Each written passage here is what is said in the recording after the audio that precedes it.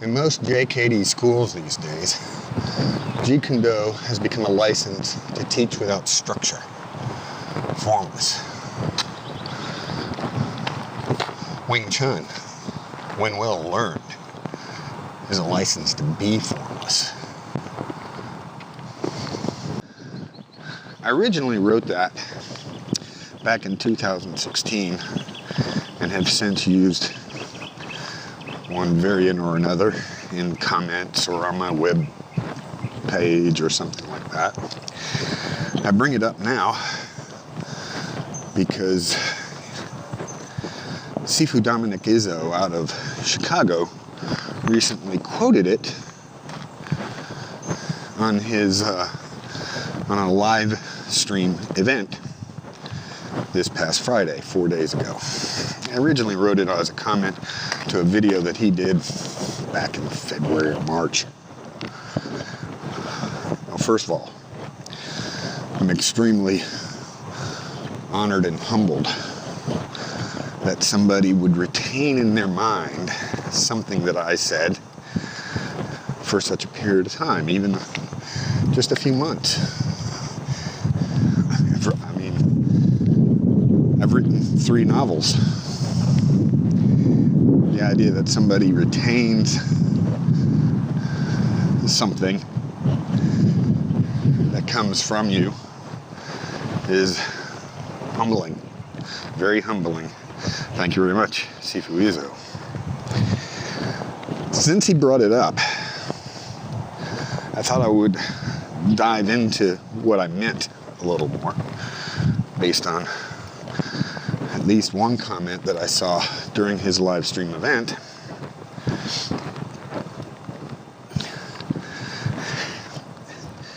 It seemed maybe kind of fuzzy to some people, so I thought we'd iron it out. Now, I originally planned to do a deep dive, but as I think about this, it branches off into so many things. I'll go medium deep. Let's start with the end. Wing Chun, when well learned, is a license to be formless. Somebody asked, does that mean be like water? Well, yeah, sort of. But what I really meant was, or mean, is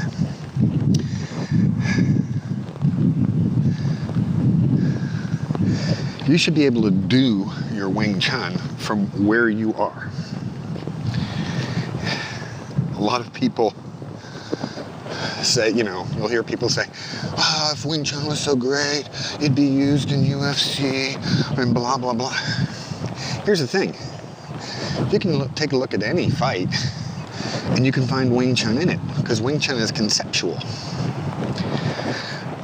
That doesn't mean the participants even know that they're using Wing Chun, because Wing Chun, again, is conceptual. It's about a certain amount of physics and basic, simple properties.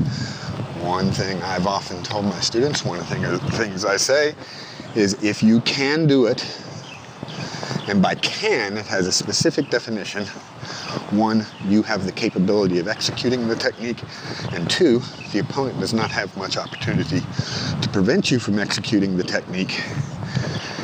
And what you do is efficient. If you can do it, and it is efficient, it's legit, it's Wing Chun. Formless means if you get into a fight, you're not stopping to pose like Donnie Yen. Wu Sao, Tan Sao, Wu Sao, Jan Sao. Oh, let's fight. Now, you go from where you are.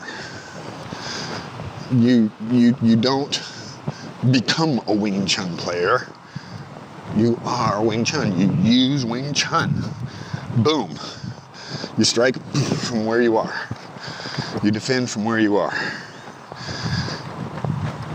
If you're well versed in it, you will understand how to receive energy, deflect it, redirect it, snuff it if you have to, and how to deliver energy. I mean, we all see the good Sifus They do this stuff, some of this stuff. They'll receive energy or deflect energy while standing on one foot, because that's what you should do. And if you're a big JKD fan, that's basically what Bruce Lee said. You should be able to throw that punch from any position. Formless. Wing Chun, when well learned, is a license to be formless. Now let's get into the thicker part of it. The first half of the sentence, or the first half of the statement, first sentence actually. JKD has become a license to teach without structure. Formless. We interrupt this broadcast to bring you this important bulletin. This should not be viewed as a condemnation of Bruce Lee. This is a commentary on how JKD is taught second, third, fourth generation. People misinterpret things that Bruce Lee said and thereby alter their teaching, which affects following generations. In my opinion, there is nothing in JKD that is not Wing Chun. We now return you to your program already in progress. There's a couple of things involved in this.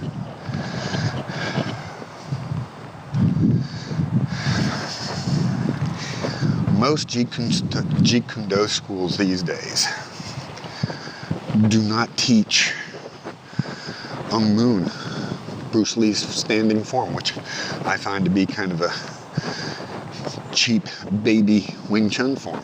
There's nothing in it that's not Wing Chun.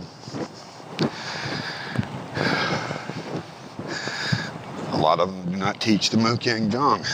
Bruce Lee had his own variant.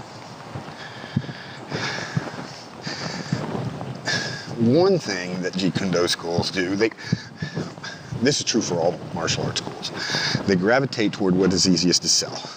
Easiest thing to sell these days is punching and kicking. People love to punch and kick.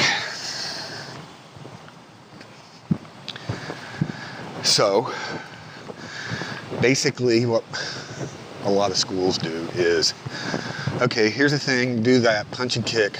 Let's use focus mitts and boxing gloves or gloves of some type, and let's punch and kick, punch and kick, punch and kick.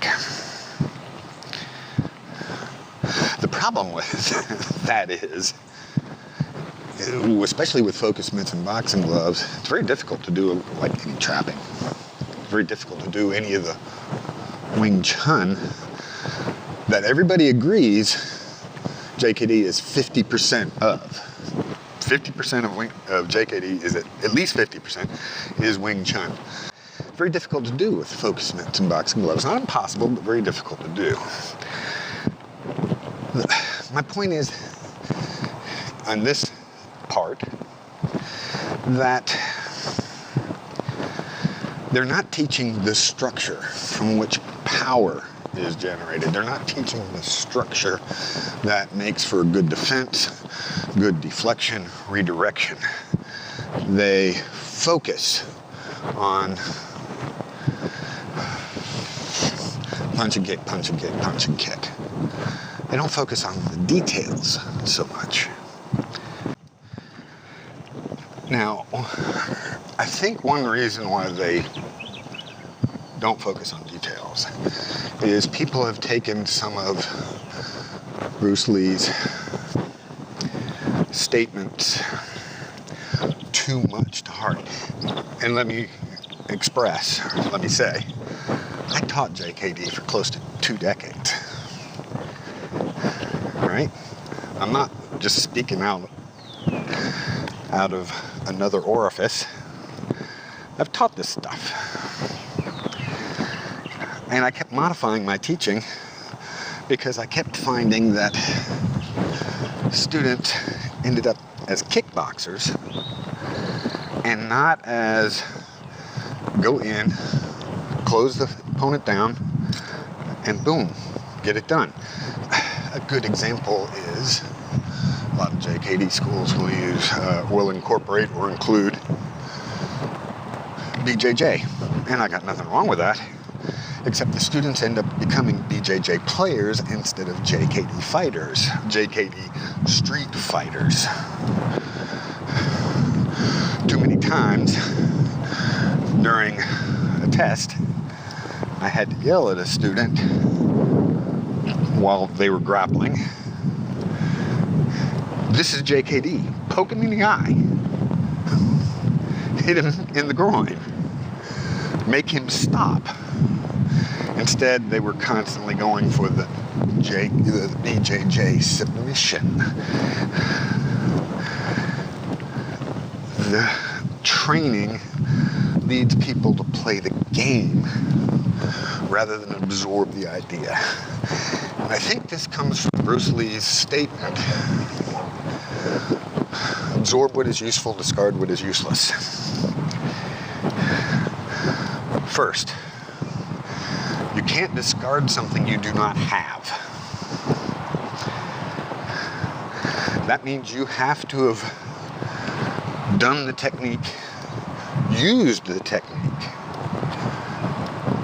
experienced and understand the technique before you can decide, yeah, but every time I end up in that situation, I tend to prefer doing X rather than Y. You have to have it before you can make the judgment that it's discardable. And that's my complaint with the lack of teaching structure. In Wing Chun, the structure comes from the forms. Learning how our body is positioned, how our joints are positioned in order to create structure. For a lot of JKD practitioners and instructors, they think, well, I didn't do that, I don't use that, therefore I do not have to teach it. We can just throw that out, guys. It's useless. You don't know that it's useless. You certainly don't know that it's useless to all of your students. I think one thing that happens, especially with JKD schools, is the majority of students tend to be athletes, or at least athletic. And in that, they take to some of these things kind of naturally. They have a natural structure, they have balance. But the whole idea of a system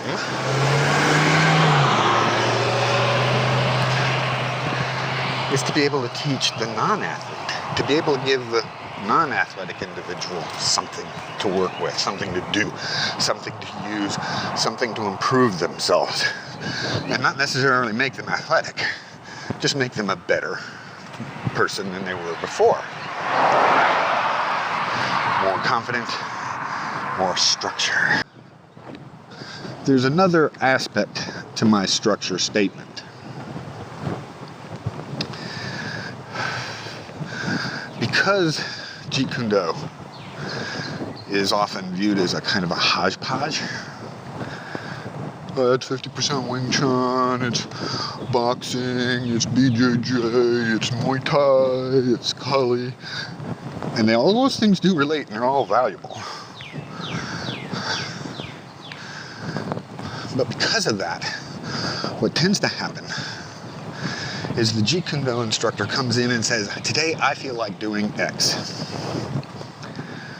I just feel like working knives today. It's JKD.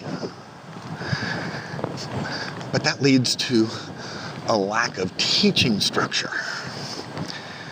A leading to B, leading to C, leading to D. We're doing knives today, and we were working kickboxing yesterday. How do they connect? A person has a hard time building a mastery on any one thing. So there tends to also be a lack of class structure. Oh sure, they come in, they bow, you do, they bow, they leave. But class structure day by day, week by week. Not all schools. So there are great Sifus out there. Again, Thank you, Sifu Izzo. I'm humbled that you even remembered something that I wrote and utilized it. Down in the comments, I'm going to leave a link to the full live event. If you don't subscribe to Sifu Izzo's page and you're into Wing Chun, I suggest you do. You may not like everything that he has to say, but I think he's pretty spot on most of the time. I enjoy watching him, so I think you will too. I hope you all have a great day and keep on training.